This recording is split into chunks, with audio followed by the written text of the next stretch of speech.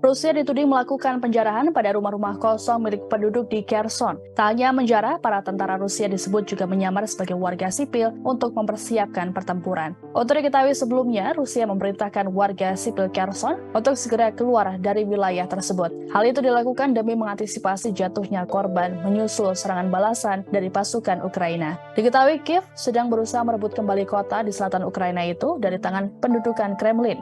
Kherson sendiri merupakan kota pertama yang berhasil direbut pasukan Rusia tidak lama setelah meluncurkan invasinya pada Februari lalu. Menurut pihak Rusia dan Ukraina, Kherson dalam kondisi gelap gulita tanpa listrik dan air selama 48 jam terakhir. Pejabat pendudukan Rusia menuduh Ukraina menyabotase, sementara pihak Ukraina mengatakan musuh membongkar kabel listrik sepanjang 1,5 kilometer. Menyusul imbauan warga untuk mengevakuasi diri dari Kherson, Kiev menilai hal itu sebagai deportasi paksa yang termasuk kejahatan perang.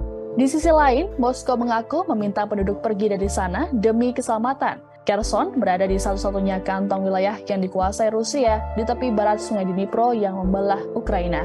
Merebut Kherson kini jadi fokus utama bagi Ukraina. Pada Selasa 8 November 2022, militer Kiev melaporkan keberhasilan serangannya di fasilitas anti-pesawat Rusia, tempat pembuangan amunisi dan penghancuran baju besi Rusia di distrik Berislav di wilayah Kherson. Dilaporkan bahwa sebanyak 32 personel militer Rusia tewas. Sementara itu, pasukan Ukraina di sekitar desa Novakamyanka yang baru direbut kembali melaporkan ada 4 serangan udara Rusia di sana. Presiden Ukraina Volodymyr Zelensky mengatakan pada Senin bahwa wilayah Donetsk di timur masih menjadi pusat konflik dan ratusan orang Rusia terbunuh setiap hari. Kota Bakhmut dan Avdiivka mengalami pertempuran terberat di wilayah Donetsk.